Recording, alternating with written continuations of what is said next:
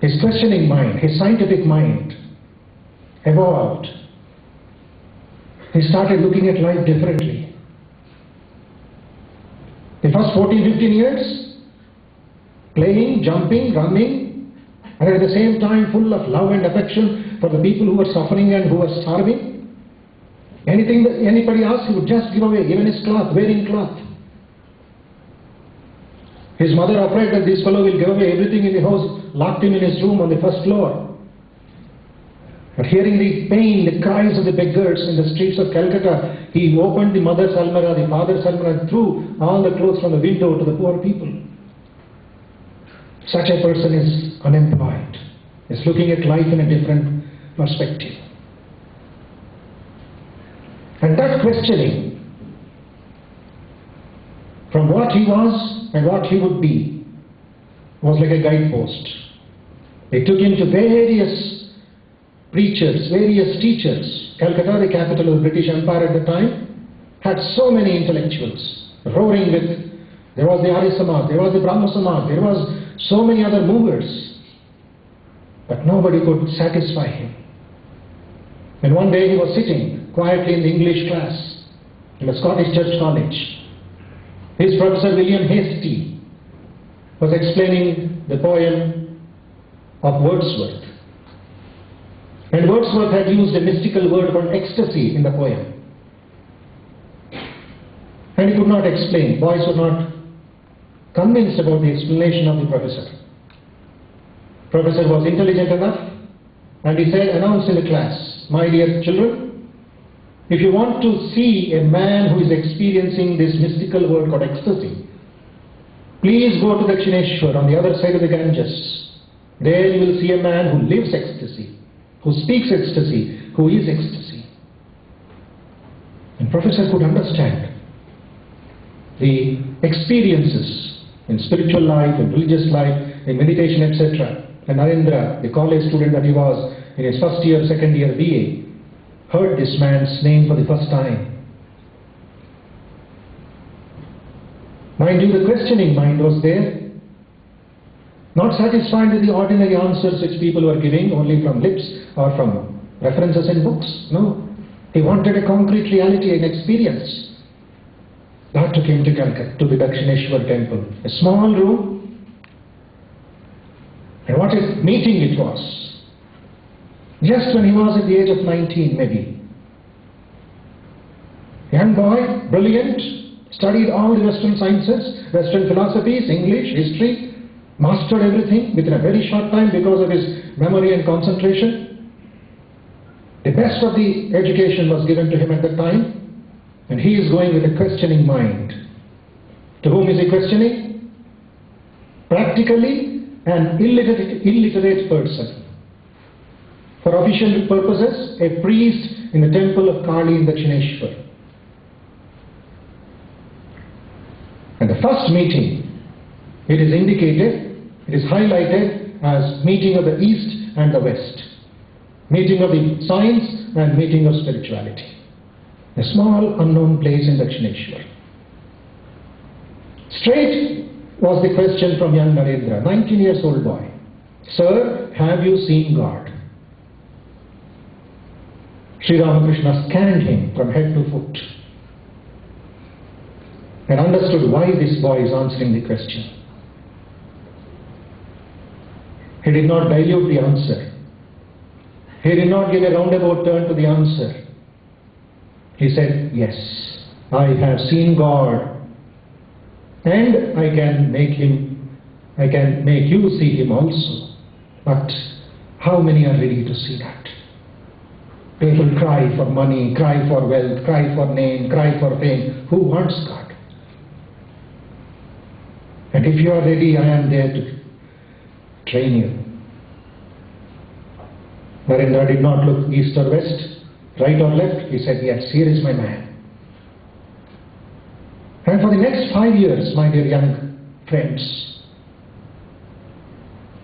that was India's challenge. A great university education was going on in the temple corner of Dakshineshwar. And that education, that training for 5 full years 1881, a young boy from Calcutta University goes to meet the illiterate priest of Dakshineshwar. And what was that priest? Sri Ramakrishna, his guru, who amassed the 2000-year spiritual life of 300 million people, whom Gandhiji said, reading Sri Ramakrishna is seeing God face to face. And by that time, Sri Ramakrishna had completed all his sadhanas, all the spiritual experiments, all the spiritual exercises as it were, that have been prescribed, that have come as a tradition in our country. Not satisfied with that, went and cried, "Mother, I want to taste how you live, how you experience in other religions also. Christianity, Islam, Buddhism, Jainism." Not satisfied only with listening, practice and experience it. And Sri Ramakrishna was ready with the fruit. And what was that fruit? It was kept like a gooseberry on the palm of your hand. So clear, so concrete, so real. He was ready to share with the people. But he was waiting for that one who could receive that. The capacitor was important. The receptacle is important. That's why Sri Ramakrishna cried, on seeing the light on 12th January, "My man has come, my man has come."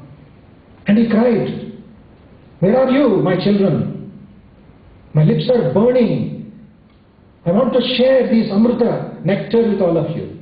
Where are you?" Narendra comes. Please read that historic meeting between the two mighty minds.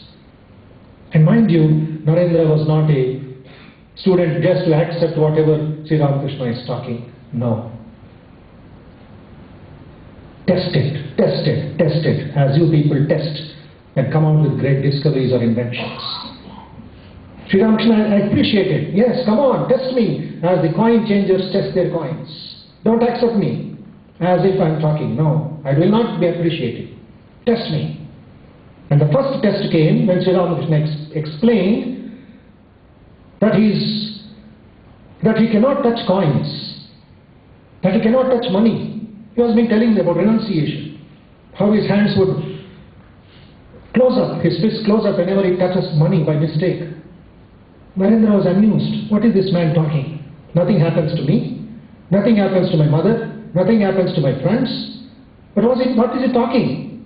His hands will crumble, will close when he touches coins? I cannot believe that. And one day when Sri Ramakrishna went out for washing, the testing mind comes. He takes a coin from his pocket, hides it under the cot of his master, under the mattress, and waits as if he is a very innocent boy. All are waiting. Sri Ramakrishna comes after his washing, sits on the cot, and as if something is biting and scorpion bite, he jumps. Ah, what pain, pain. Something is there. Something is biting me. And all the other disciples removed the mattresses and was shaking it, and tuck, the coin falls down. Sri Ramakrishna sees that coin and his eyes first meet his beloved disciple Narendra. And Narendra has a beautiful smile on his face. Sri Ramakrishna appreciates that. Carry on more.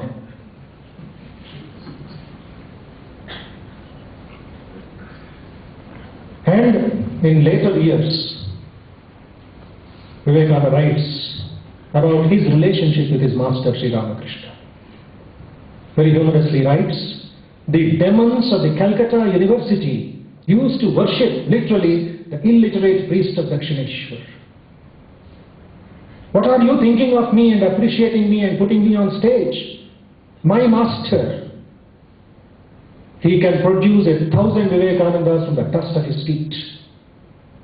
That was the tribute he gave to his disciples and to his admirers. Look at my master. And the intellectual debate, the interactions, the experiments was continuously being churned out for the next 5 years. And the turning point comes